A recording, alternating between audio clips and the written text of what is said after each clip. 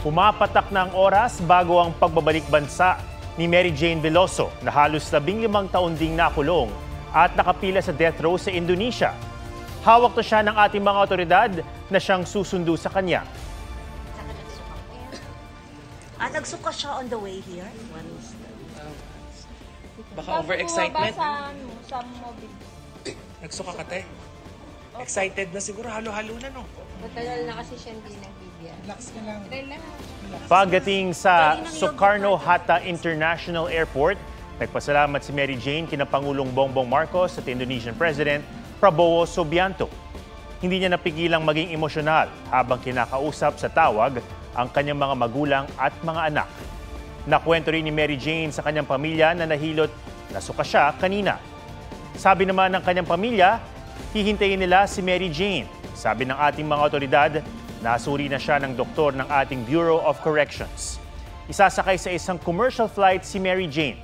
Habang humaharap sa press conference si Mary Jane sa Indonesia, pinapanood siya ng kanyang pamilya mula sa opisina ng grupong migrante.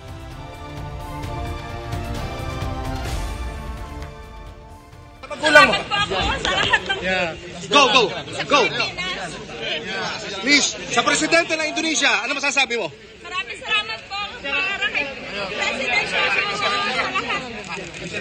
Kay Pangulong Marcos, please. Last, kay Pangulong.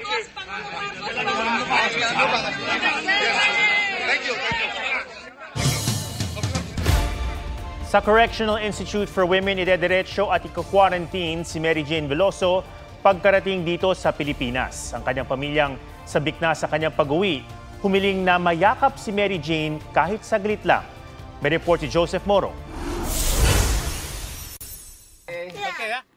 Terima kasih teman-teman. Pagkasundo kay Mary Jane Veloso mula Yogyakarta patungong Jakarta, inilipat siya sa Women's Correctional Facility sa kabisera ng Indonesia. Doon nakausap ng GMA Integrated News ang kanyang mga abogado pati mga miyembro ng NGO na tumulong sa kanya mula nang makulong sa Indonesia noong 2010. It is very happy for me, myself, and for our organization because it's for 10 years already with her. It's really touching me. Because every year I visit her in Yogyakarta.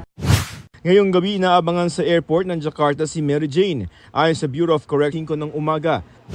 Sabik na mga magulang ni Mary Jane na makita muli siya. Hindi na nga po ako nakakatulog, hindi na makakain. Sigurado pugpug po ang akap namin sa kanya, halik at lalong-lalo na yung dalawang bata. Ayon sa Bureau of Customs, pagdating ni Mary Jane ay ika-quarantine muna siya ng 5 araw sa Correctional Institution for Women. Ang kanilang abogado umapela sa Justice Department na makita siya ng pamilya at mahagkan kahit saglit. Lalo na sa sitwasyon ni Mary Jane, halos 15 taon na hindi nakita dito sa Pilipinas. Kung makita man nila ay sa piitan, sandali lamang yan at minsanan lang, no? Doon sa 15 taon na yon. So mahalaga yan. Nagpapasalamat ang mga magulang ni Mary Jane sa pagtitiyak ng gobyerno na sama-sama sila makakapagpasko. Pero may isa pa silang hiling. Sana po pagdating ng 24, bigyan na ng clemency kaagad ng ating Pangulo para makauwi na po.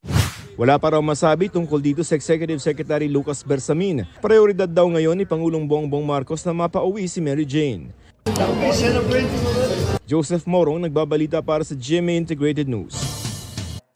Huwag magpahuli sa mga balitang dapat niyong malaman. Mag-subscribe na sa GMA Integrated News sa YouTube.